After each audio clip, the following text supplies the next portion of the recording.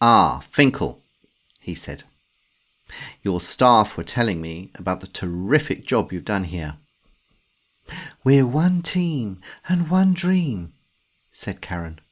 "You taught us that, Mr Finkel." Don't you hate those motivational slogans that companies try to use to make you think that pay and conditions aren't nearly as important as having dynamic vision and mission statements?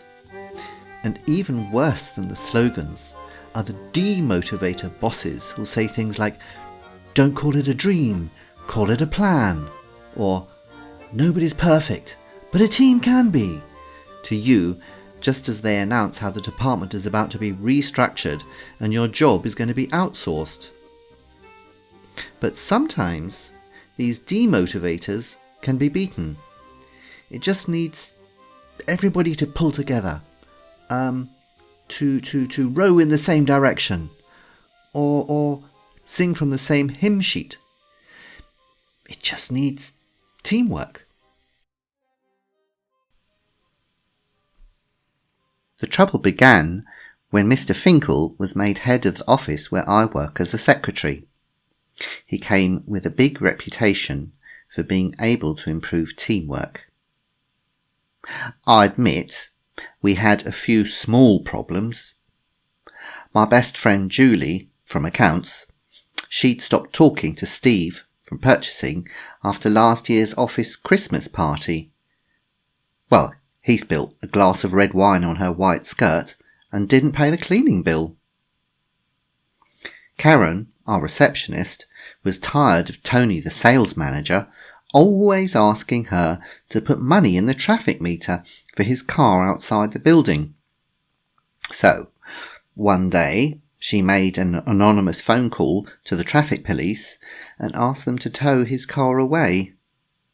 And yes, I gave Clive from the service department salt instead of sugar by mistake for his coffee after he said I needed to go on a diet. We weren't perfect, but we didn't deserve Mr Finkel. Nobody did. On his first day, he called all 20 of us into the conference room and gave us a presentation about teamwork, full of slogans and photographs of dynamic-looking teams. "Remember, there's no I in team," he said importantly. "There isn't a P or a Q either," whispered Julie, which made me laugh. "Don't think me, think we," Mr Finkel continued, "because there's no limit to what we can achieve." And so on for 2 hours. After that, he sent us a new teamwork slogan each week, and at every meeting we had to explain how we were implementing it. It was driving everybody mad. Now, don't get me wrong, I've got nothing against teamwork. But, as his secretary, I could read all the reports he was sending to headquarters, and I saw he was taking the credit for everybody's work. Teamwork had suddenly gone out of the window. Well, the day he sent us a slogan saying, "Unity in adversity," I realised I had to do something. So I organised a meeting for 6 o'clock in the pub opposite our office and told everybody what I'd discovered.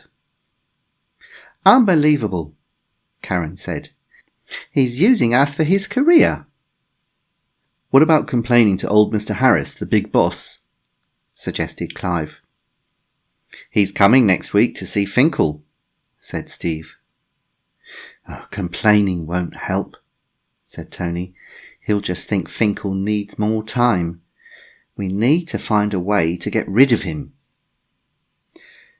We sat thinking for a while and had a few more drinks. "I've got it," said Julie after her 4th vodka and tonic. "We have to use his teamwork weapons against him. You say Mr Harris is here next week. This is what we'll do. Mr Finkel was nervous about old Mr Harris coming. He knew he wasn't popular in the office, so if possible, he didn't want anybody else to meet the boss. As soon as Karen phoned to say Mr Harris had arrived and was going to the conference room, he hurried off. I followed him down the corridor. "Mr Harris, such a... Oh," he said, then stopped in surprise. The whole office was sitting there with Mr Harris. "Ah, Finkel, my boy, there you are," he said. "Your staff were telling me about the terrific job you've done here." "We're one team and one dream," said Karen. "You taught us that, Mr Finkel." Oh, thank you," Mr Finkel said suspiciously. He'd heard Karen saying that was nonsense several times. "It was nothing." "Nothing?" cried Clive. "From you we learnt that TEAM stands for together. Everyone achieves more." "And none of us is as smart as all of us," added Tony. "Because we're 20 players with one heartbeat," concluded Julie and Steve simultaneously while high-fiving in perfect harmony. Mr Finkel's mouth fell open. Julie and Steve. "Finkel," said Mr Harris with tears in his eyes, "you've done it again. I've got big plans for you. What do you think about running a factory in San Francisco?" 2 weeks later, after Mr Finkel had gone, we all met for another drink. "I suppose," said Julie, "that in a way he did turn us into a team. We had to work together to get rid of him." "Perhaps that's the secret of his reputation," said Clive. "It seems unfair that he got that cool job in San Francisco, though, just because he's such a pain." "Well, it's not the San Francisco," I said. "What do you mean, Paula?" asked Tony. "Apparently, the factory Mr Harris was talking about is in San Francisco, Guatemala. It's in the middle of the jungle, with a population of about 8,000 people. It seems their most recent manager was eaten by an anaconda."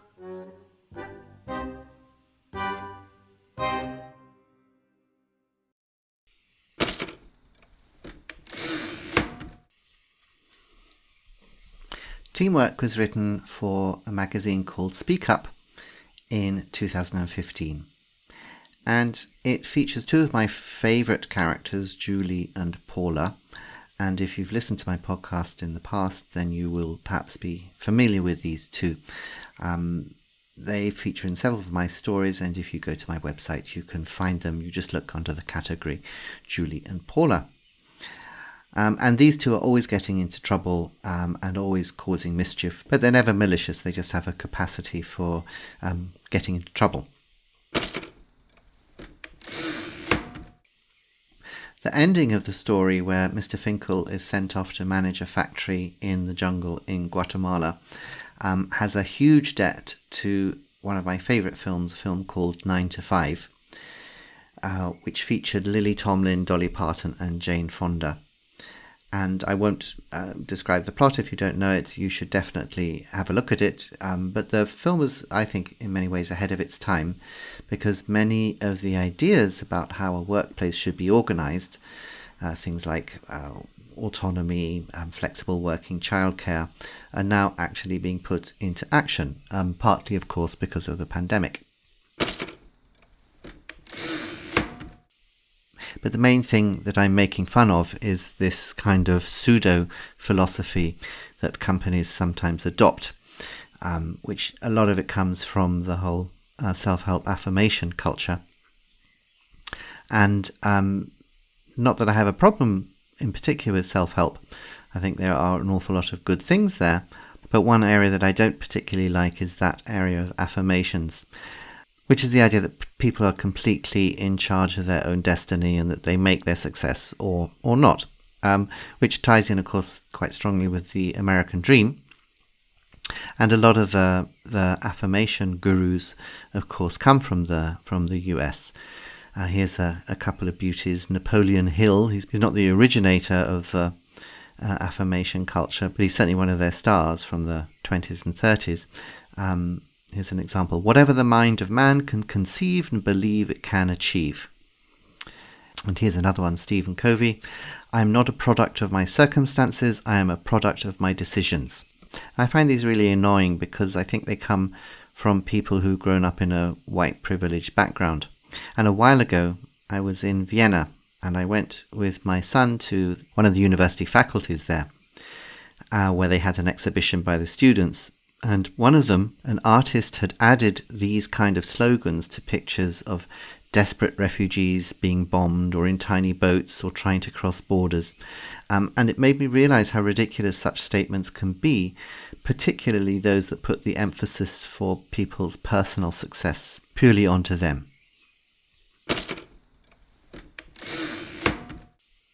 I find them particularly annoying when they're used in the workplace. One company that I know of adopted for a while this slogan, nobody's perfect but a team can be. And a big football where all the top managers were asked to put their name on it was displayed for some time in the foyer of the headquarters. And for myself, I'm actually quite modest in my requirements from my company. I don't want to be inspired by them. I just want them to help me get on with my work and not get in my way. And my inspiration comes from being allowed to do the work I love. And it definitely doesn't come from half-baked slogans. A while ago, I ran across a website called despair.com. And the company slogan is, motivational products don't work, but our demotivator products don't work even better.